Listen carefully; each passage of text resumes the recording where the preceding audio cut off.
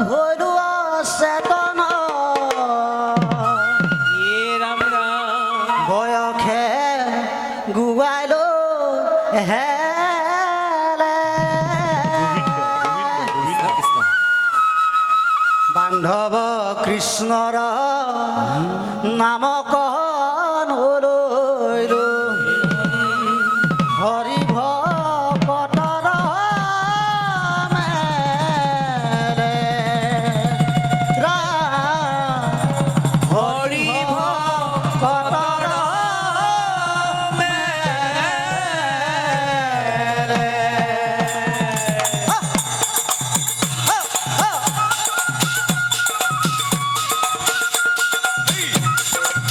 সাপনি হেই নেইবা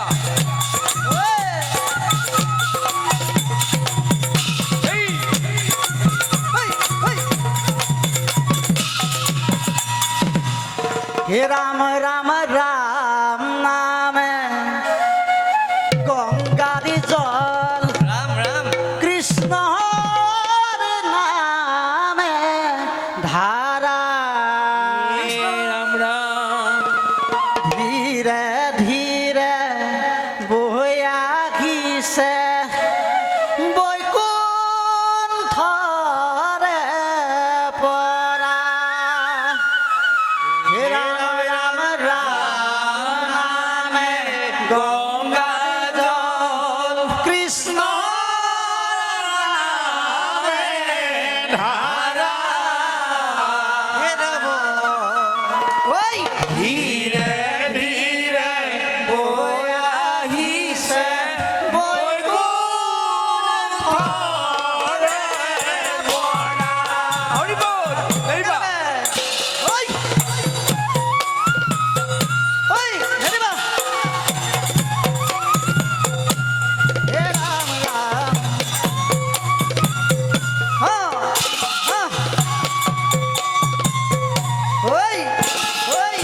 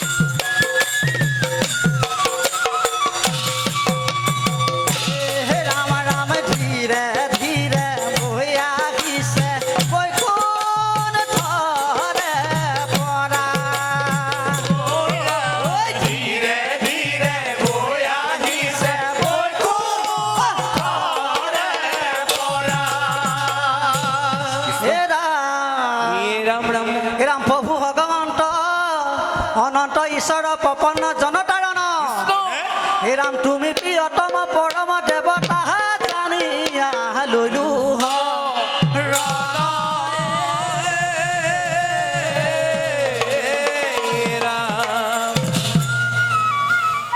বাহিৰটো দি দিয়ক হে ৰাম ৰাম কৃষ্ণই আমাৰ ঈশ্বৰ দেৱ হে ৰাম শংকৰ আমাৰ গুৰু হে ৰাম ৰাম ৰাম নামৰ নৌকা খনি ভকত কল্প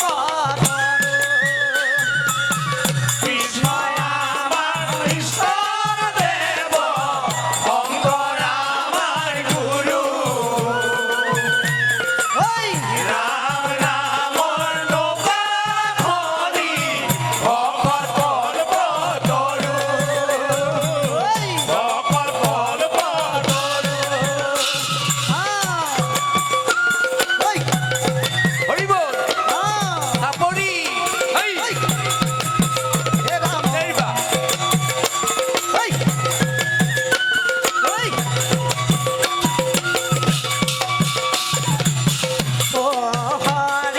ৰাম ৰাম নাৰায়ণ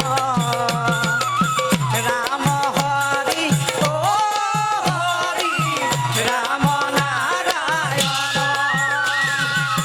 কৃষ্ণই আমাৰ ঈশ্বৰ দেৱ শংকৰ আমাৰ গুৰু ৰাম নামৰ নৌকা খনি ভকত কল্প তৰু ভকত কল্প তৰু হে ৰাম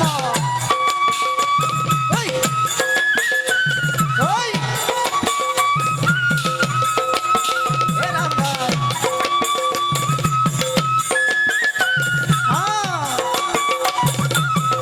হৰি বল দেইবা ৰাম নামৰ নৌকা খনি ভকত কল্প তৰু ৰাম নামৰ নৌকা খনি ভকত কল্প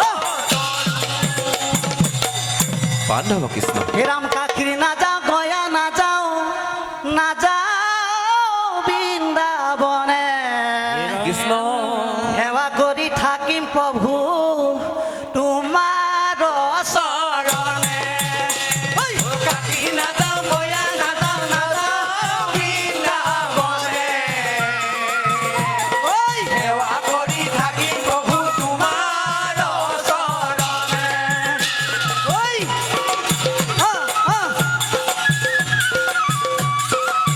হে ৰাম